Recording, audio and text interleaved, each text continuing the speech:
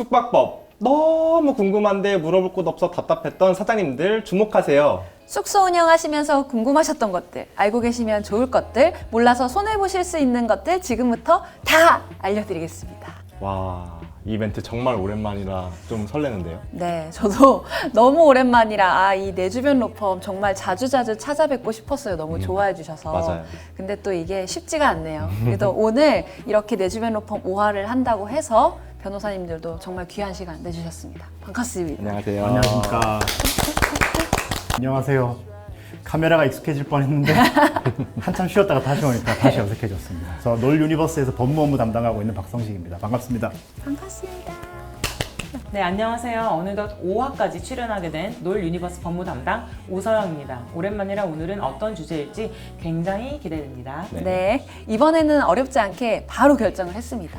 바로 숙박업 종사자라면 꼭 알아야 할 최신 노무법률 및 제도 모음. 지금 화면에 나가고 있죠. 2025년 업데이트된 노무 관련 법률 및 제도 중에서도 숙박업 운영에 영향을 미칠 만한 4가지를 골라왔으니 꼭 체크해보세요. 첫 번째 주제는 2025년 최저임금 인상과 함께 알아야 할 것들입니다. 변호사님, 올해 최저임금에 대해서 좀 어떻게 바뀌었는지 설명을 해주시겠어요?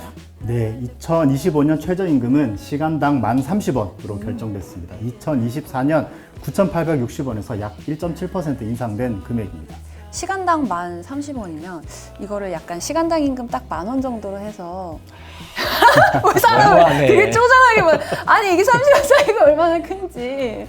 네, 아주 중요한 질문인데요. 딱 떨어지게 하려고 시간당 10,000원으로 책정하는 경우 비록 30원일지라도 명백히 최저임금법 위반이 됩니다. 최저임금법은 근로자의 생활 안정을 위해 임금의 최저 수준을 보장하는 법률인데요. 이 법에 따르면 사용자는 근로자에게 최저임금의 이상의 임금을 지급해야 합니다. 그래서 단 1원이라도 미달하시면 안 된다는 뜻인 거죠. 네, 안 된대요. 네, 알겠습니다. 그렇다면은 숙박업처럼 월급제를 적용하는 곳에서는 이 최저임금을 어떻게 적용을 해야 될까요? 월급으로 환산하면 일주 소정 근로시간 40시간 기준 월 209시간으로 계산했을 때 월 최저임금은 209만 6,270원이 됩니다. 숙박업 사업주분들께서는 월급제를 적용하실 때 이 금액 이상으로 지급하셔야 됩니다. 특히 연장 야간 휴일 근로가 있는 경우에는 해당 수당을 최저임금과 별도로 계산하여 월 급여에 포함하여야 하므로 더욱 주의하셔야 됩니다. 이 최저임금 인상이 다른 급여나 수당 이런 것들도 영향을 미칠 수 있다고 하던데 어떤 것들이 있을까요? 네, 맞습니다. 최저임금 인상에 대해 잘 아셔야 하는 이유가 바로 이 타 수당들의 변화를 간과할 수 있기 때문인데요.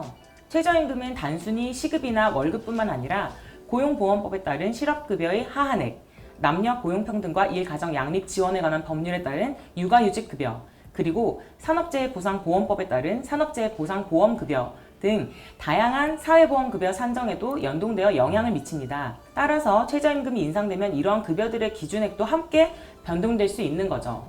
관련 제도들을 같이 확인해 보실 필요가 있습니다. 이게 최저임금 산입 범위, 즉 포함되는 수당 목록 이런 것들도 되게 궁금한데요. 모든 수당이 최저임금에 포함되는 거는 또 아니라고 들었거든요. 네, 맞습니다. 근로기준법상 연장, 야간, 휴일 근로 수당과 같이 가산되는 수당은 최저임금 산입 범위에서 제외됩니다. 근데 반대로 상여금 또는 현금성 복리후생비가 매월 1회 이상 정기적으로 지급된다면 이 금액은 또 최저임금에 산입됩니다. 예를 들어서 식대 보조금이나 교통비 보조금 이 매달 일정한 금액으로 지급된다면 이 금액은 최저임금에 산입됩니다.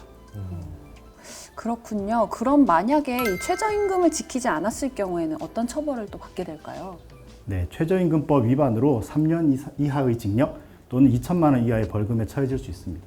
이는 사업주에게 상당히 부담되는 처벌이니까 최저임금은 반드시 준수하셔야 합니다. 네, 반드시. 그럼 저 이것도 좀 궁금한데 기존에 지급하던 임금을 최저임금 인상을 이유로 깎을 수도 있는 거예요? 에이, 30원이나 가능한가요? 최저임금법에 따르면 최저임금을 이유로 종전의 임금 수준을 낮추는 것은 물론 금지됩니다. 이를 위반할 경우에도 처벌 대상이 될 수 있어요. 최저임금은 말 그대로 최소한의 기준선이므로 기존 임금을 최저임금을 기준으로 낮추는 것도 불가능하다는 점을 꼭 주의해 주시기 바랍니다. 알겠습니다. 꼭 주의해 주시기 바랍니다. 네, 꼭 주의해 주시기 바랍니다. 이 숙박업 종사자분들이 최저임금과 관련해서 꼭 알아야 될 팁이나 주의사항이 혹시 또 있을까요? 네, 숙박업의 경우 교대 근무나 야간 근무가 많아 연장, 야간 근로수당 계산이 복잡할 수 있습니다. 따라서 임금 대장을 꼼꼼하게 작성하셔야 하고요. 근로시간을 정확히 기록하는 것이 매우 중요합니다. 혹시라도 최저임금 미달 여부가 걱정되신다면 반드시 전문가의 도움을 받아 임금 체계를 점검해 보시는 것을 권장드립니다. 그리고 근로자분들께서도 본인의 근로시간과 최저임금을 기준으로 급여가 제대로 지급되고 있는지 주기적으로 확인하시는 것이 좋습니다. 임금 명세서를 꼼꼼히 확인해 보시고 궁금한 점이 있다면 사업주에게나 또는 고용노동부 고객상담센터와 같은 기관에 상담을 요청하시는 것도 좋은 방법입니다. 칭찬합니다. 두 번째도 아주 중요한 내용입니다. 바로 30인 미만 사업장의 주 52시간 근무제 전면 시행에 대한 얘기인데요. 이거 이미 하고 있었던 거 아니야? 하실 수 있습니다. 하지만 이 30인 미만 사업장에 대하여는 2024년 12월 31일까지는 계도 기간을 주면서 적용을 좀 유예하고 있었다면 이제는 그러한 사업장에도 주 52시간제가 적용이 아예 된다라고 이해를 해주시면 됩니다. 이 주 52시간 근무제 전면 시행이 어떤 내용인지 좀 자세하게 설명해 주실 수 있을까요? 네, 아마 이 내용에 대해서는 이미 많이들 알고 계실 겁니다. 사업자는 근로자에게 일주에 연장 근로 12시간을 포함해서 총 52시간까지만 근로하도록 할 수 있습니다. 그 법 적용 대상 범위가 2025년 1월 1일부터 상시 근로자 5인 이상 30인 미만 모든 사업장으로 확대되었습니다. 여기서 중요한 건 바로 상시 근로자의 의미입니다. 이는 사업장에서 상시 근무하는 근로자의 수를 의미하는데요. 일용직, 기간제 근로자 등 고용 형태와 관계없이 사실상 상시 근무하는 모든 근로자를 포함하고 평균적인 인원수를 따지게 됩니다. 다만 상시 근로자 수를 계산하는 방법이나 관련 용어가 좀 다소 복잡할 수 있어서 좀 정리해 드릴까 하는데요. 우선 근로기준법 시행령에 명시되어 있는 기본적인 계산법은 아마 화면에서 나오고 있을 것 같습니다. 그 용어에 대해서 좀 설명을 드리면 첫 번째가 산정기간에 대한 부분입니다. 산정기간은 퇴사든 연차, 수당 계산과 같이 법 적용 여부를 판단해야 될 사유가 발생한 날 그 전 1개월 동안이 기준을 하고 있습니다. 예를 들어서 2025년 7월 1일 특정 근로자의 연장 근로 한도 초과 여부를 확인해야 된다면 25년 6월 1일부터 6월 30일까지의 기간으로 산정 기간으로 삼게 됩니다. 두 번째로 사업장 가동 일수인데요. 말 그대로 산정 기간 동안 사업장이 가동된 날짜의 총합으로 주휴일 등 사업장이 통상 운영되지 않는 날은 가동 일수에서 제외됩니다. 세 번째로 근로자 연인원인데요. 산정 기간 동안 사업장에서 실제 근로한 모든 근로자의 일별 근로자 수를 합한 것입니다.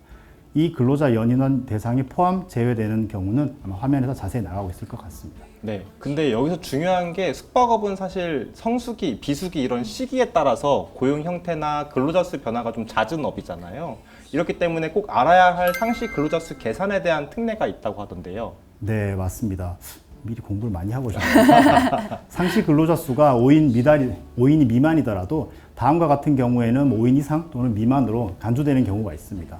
잘 따라오셔야 되는데요. 상시 근로자 수가 5인 미만으로 산정되더라도 산정 기간에 속한 일별로 계산했을 때 5인 이상 근로자를 사용한 날이 전체 가동 일수의 2분의 1 이상인 경우에는 평균 5인 이상의 사업장으로 봅니다.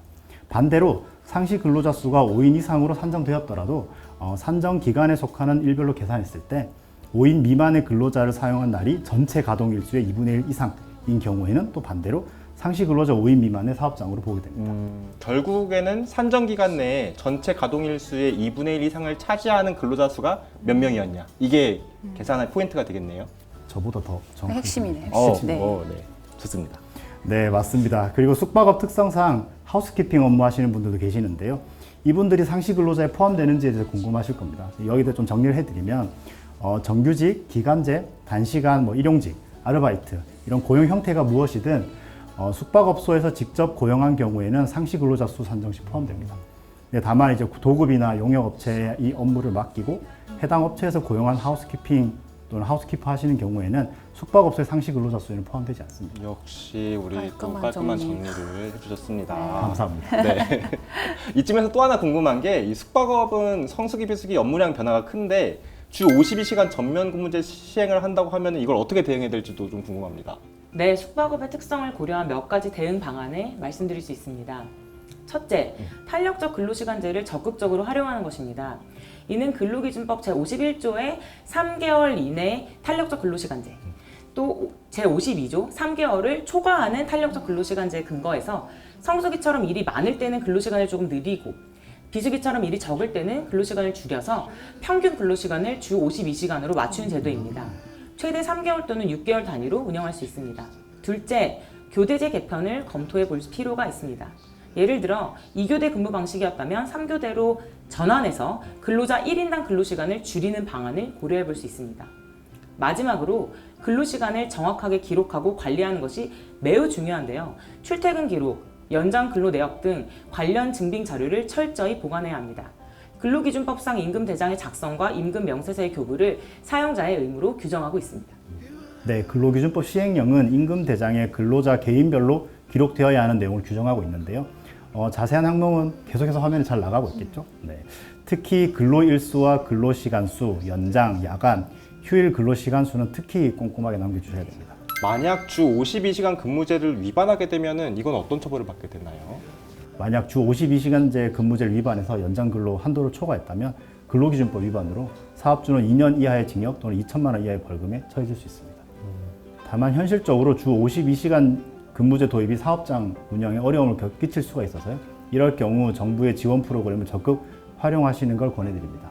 대표적으로 고용노동부의 일터 혁신 컨설팅 지원 프로그램이 있습니다.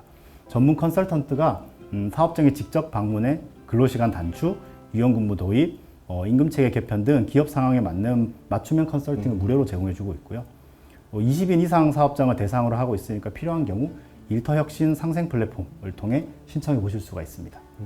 그 밖에도 화면에서 보시는 것과 같이 근로시간 단축 및 유연근무 도입을 위한 지원금 제도들도 있습니다. 다만 이 제도들은 사업장 및 근로자 조건이 있으므로 고용24 홈페이지나 고용노동부 고객상담센터를 통해서 최신 정보를 확인해 보시고 신청하시는 게 중요합니다. 세 번째 주제는 특히 숙박업주분들에겐 정말 희소식입니다. 그 희소식도 있어야지. 진짜, 네, 그렇죠. 맞아. 맞아. 바로 2025년 4월 23일부터 시행된 선량한 숙박업 경영자 구제법인데요. 변호사님, 정확히 이 법이 어떤 내용인지를 좀 설명을 해주시겠습니까? 네, 제가 설명을 해드리겠습니다. 해당 법의 정식 명칭은 공중위생관리법입니다. 핵심은 청소년 혼숙 문제 발생 시에 숙박업주분께서 고의가 없었다는 것이 증명이 되면 행정처분을 면제받을 수 있도록 하는 내용으로 최근 개정이 되었습니다. 그동안은 업주분들께서 아무리 주의를 기울여도 청소년 혼숙이 적발되면 무조건 행정처분을 받아야 돼서 다소 억울한 사례들이 많았었는데요. 이러한 선량한 숙박업 경영자를 보호하려는 취지라고 보시면 됩니다. 그래, 이런 것도 좋죠? 필요했던 것 같아요. 그럼 필요했어요. 맞아요. 정말 다행이에요. 그럼 어떤 경우에 행정처분을 면제받을 수 있나요? 그냥 몰랐어요라고 하면 되는 건 아닐 건데요? 네, 당연히 아닙니다. 그냥 몰랐어요로는 당연히 부족하고 업주분들께서 고의가 없었다는 사실을 객관적인 증거로 입증해야 됩니다. 구체적인 면제 조건은 다음과 같습니다. 첫째, CCTV 등을 통해서 신분증 확인 사실을 증명할 수 있을 때, 손님이 체크인할 때 신분증을 철저하게 확인하고 이 과정을 CCTV로 녹화해 두는 것이 가장 중요합니다. 혹시라도 추후 문제가 발생했을 때 핵심 증거가 되거든요. 둘째, 청소년이 신분증을 위변조하거나 도용하고 이를 업주가 알아차리기 어려웠음이 인정될 때, 예를 들어서 위변조 신분증이 너무 정교해서 육안으로는 구분하기 매우 어려웠다거나 친구의 신분증을 교묘하게 도용해서 보여준 경우 등이 해당됩니다. 셋째, 폭행이나 협박 등으로 청소년임을 확인하지 못한 사정이 인정될 때, 드물겠지만 청소년이 폭행이나 협박 등을 통해서 자신의 신분을 숨기고 투숙한 경우도 해당될 수 있습니다. 그럼 2025년을 기준으로 이 성인은 몇 년생부터인가요? 2025년에는 2006년 출생자까지 성인으로 간주됩니다. 즉 2007년부터는 청소년으로 분류되니 신분증 확인 시 특히 주의하셔야 됩니다. 출생 연도를 기준으로 판단하기 때문에 2006년생 중 아직 생일이 지나지 않은 분도 성인으로 봅니다. 이 법이 본격 시행된 지가 또 근데 사실 얼마 안 됐는데 그렇죠. 시행 이후에 실제로 적용된 사례가 좀 있을까요? 네, 실제 적용 사례들이 최근 뉴스에 몇 차례 보도된 바가 있습니다. 그 전에 저희가 놀 유니버스도 숙박업 사장님들께서 이런 억울한 사연들이 많이 있다는 이야기를 이전부터 들어서 알고 있었습니다. 억울한 일이 재발되지 않도록 관계부처의 개정 의견을 제안드리기도 했었고요. 이번에 법 개정으로 사장님들의 그간의 걱정이 해결되셔서 참 다행이라고 생각하고 있습니다. 다시 이제 돌아와서 예를 들어 한 모텔에서 청소년 2명이 성인 신분증을 위조해서 체크인을 했다가 적발됐습니다. 그 업주분께서는 CCTV를 통해 체크인 당시 신분증을 꼼꼼하게 확인을 하셨고 그 신분증이 굉장히 꼼꼼하게 위조가 되어서 진위 여부를 확인하기 어려웠다는 점이 이제 증거로 제출되었습니다. 이로 인해서 행정처분을 면제받은 사례가 있고요. 또 반대로 신분증 확인 절차가 미흡했거나 CCTV 영상이 없어서 증거를 충분하게 제출하지 못한 사례도 반대로 있습니다. 어떤 상황이든 다 원칙을 지키는 것이 네. 매우 중요하다 이렇게 좀 봐야겠습니다. 모든 투숙객 신분증을 좀 꼼꼼히 확인하고 또 육안으로 위조 여부를 판단하기는 어렵더라도 최대한은 보호는 노력을 좀 해야 될 것 같아요. 네, 맞습니다. CCTV 설치, 관리도 필수이고요. 신분증 확인이 이루어지는 곳에 CCTV를 설치하고 녹화된 영상은 최소 법에서 정한 기간 이상으로 보관하는 것도 좋습니다. 그리고 신분증 위변조 여부를 확인할 수 있는 신분증 감별기를 구비하는 것도 좋은 방법이 될 수 있는데요. 문제가 생겼을 때 나 할 만큼 했다라는 걸 어느 정도 입증할 수 있어야 된다는 사실이 매우 중요한 포인트입니다. 그렇죠. 사실은 그게 할 포인트네요. 만큼 나 했다. 할 거 했다. 나 최선을 다했다. 법 지켰다. 뭐 네. 이렇게 좀 봐야 될 것 같습니다. 하지만 이제 또 좋은 일이 있으면 왜 약간 좀 또? 이번에 또 관문이 또 하나 생겼다고 그래요? 제가 들었거든요. 그래요? 네, 그래서 혹시나 이걸 좀 연결 지을 수 있을까 해서 들고 왔습니다. 바로 네 번째 주제, 모바일 신분증 공식 도입입니다. 2025년 3월부터 모바일 신분증이 공식으로 도입이 되었는데요. 이건 앞서 말한 신분증 확인의 중요성과도 당연히 뭔가 연관을 지어볼 수 있을 것 같아서 갖고 왔고, 모바일 신분증이 숙박업에 어떤 영향을 미칠지 또 궁금해서 들고 왔습니다. 네, 모바일 주민등록증이나 모바일 운전면허증과 같은 모바일 신분증은 주민등록법과 도로교통법에 따라 기존 실물 신분증과 동일한 법적 효력을 가지고 있습니다. 이로 인해서 일단 숙소 방문 시 점차 실물 신분증을 안 가져오는 고객이 늘어날 가능성이 커 보입니다. 이젠 스마트폰 하나면 모든 신분 확인이 가능해질 텐데요. 문제는 바로 이 과정에서 모바일 신분증 위변조 발생을 어떻게 방지할 것인가인데, 과거에는 실물 신분증의 위조 여부를 육안이나 장비로 확인했지만 모바일 신분증은 추가적인 기술적 검증들이 필요합니다. 그러니까요. 이게 네. 숙박업 차원에서는 사실 그 기술적 검증들을 또 어떻게 소상공인들이 하실 수 있냐 이게 좀 궁금했습니다. 근데 그게 진짜 현실적인 우려죠. 네. 특히 프론트에서 직접 고객을 응대하는 분들이라면 정말로 곤란한 상황에 놓이실 수도 있습니다. 모바일 신분증을 디지털 방식으로 위변조하게 되면 육안으로는 진위 여부를 확인하기 어려울 수 있기 때문인데요. 또한 QR코드 스캔이나 블록체인 기반의 인증의 활용 등 새로운 기술들을 이해하고 배워야 하는데, 이런 것들이 익숙하지 않은 근로자분들께는 부담이 될 수 있습니다. 진위 여부 확인 과정에서 시간이 지체되거나 과정이 매끄럽지 못하면 또 고객분들의 불만이나 마찰이 생길 수도 있고요. 네. 그렇겠네요. 이게 아무래도 이런 부분들을 또 온전히 개인의 역량으로 대처하라고 하기에는 무리스럽다고. 어떻게 할 거야, 예, 이제 이게 그런 좀 사람들은. 저한테 막상 하라고 해도 저도 좀 당황할 것 같거든요. 저도 그냥 못할 것 같아요. 맞습니다. 네, 그렇다 보니까 가장 중요한 건 위변조에 대응할 수 있는 교육과 시스템을 구축하는 것에 있습니다. 우선 신분증 확인에 대한 명확한 내부 지침을 마련하는 것이 중요합니다. 신분증 확인을 위해 필요한 것들, 확인 절차, 고객 응대를 위한 멘트나 태도 등을 근로자에게 교육시키면서 확인 절차가 최대한 매끄럽도록 해야 합니다. 모바일 신분증 위변조 여부를 판단할 수 있는 앱이나 장비 활용법을 숙지시켜야 합니다. 가장 대표적인 앱으로 행정안전부에서 개발 배포한 모바일 신분증 검증 앱이 있습니다. 고객의 스마트폰에 설치된 대한민국 모바일 신분증 앱 내 신분증 QR코드를 보여달라고 요청하시면 직원이 본인의 모바일 신분증 검증 앱으로 해당 QR코드를 스캔하여 진위 여부를 바로 확인하실 수 있습니다. 그 밖에도 QR코드를 읽는 전용 스캐너 장비를 사용하시거나 숙소관리 시스템에 모바일 신분증 진위 확인 기능을 연동하는 것도 방법일 수 있습니다. 되게 다양한 기능들이 방법이 없는 건 아니었어. 있긴 있어요. 근데 네. 잘 교육을 받으셔야 될 것 맞아요, 같아요. 맞아요. 저는 사실 모바일 신분증 도입된다 그래서 너무 좋았거든요. 맨날 분실을 하던 사람이라 그냥 그 날만 기다렸는데 이게 또 숙박업소에는 새로운 숙제가 또 던져졌네요. 그래도 또 이제 방법 알려드렸잖아요. 네, 저희가 또 열심히 살짝 알려드렸잖아요. 또 배우시면 되겠죠. 맞습니다. 최대한 혼란이 없도록 좀 잘 대비를 하시기를 바라겠습니다. 네. 오늘 준비한 내용은 여기까지입니다. 어떻게 좀 도움이 되셨을까요? 네. 숙소 운영하기도 사실 바쁜데 관련 법률 및 제도까지 계속 바뀌니까 시시각각으로 챙기기가 쉽지 않죠. 네, 저희가 더 자주 찾아뵙고 이제 하나하나 알려드려야 되는데 저희가란 말이에요. 그래도 네, 살짝 알려드리자면 이제 내 주변 로펌 다음 편들 주제가 싹 세팅이 되어 있습니다. 네, 열심히 이것들을 또 하셨구나. 잘 준비를 해볼게요. 잘해주세요. 제가 살짝 주제를 봤는데요. 네. 모두 다 너무 필요한 내용이어서 그쵸? 아무쪼록 빠르게 다시 뵙는 날을 고대하도록 하겠습니다. 네. 저희가 최대한 돕도록 하겠습니다. 잘 부탁드립니다. 시간을 좀 많이 내주세요. 많이 시간 내주시고요. 이렇게 저희 모두가 사장님 숙소의 안녕을 바라는 마음 좀 강하게 전달 드린 것 같습니다. 그렇죠? 네, 그렇습니다. 네. 그럼 이번 영상도 굉장히 유익하셨기를 바라면서 사장님 숙소 오늘도 내일도 대박 대박 나세요. 나세요. 내 내 주변 주변 로펌. 로펌.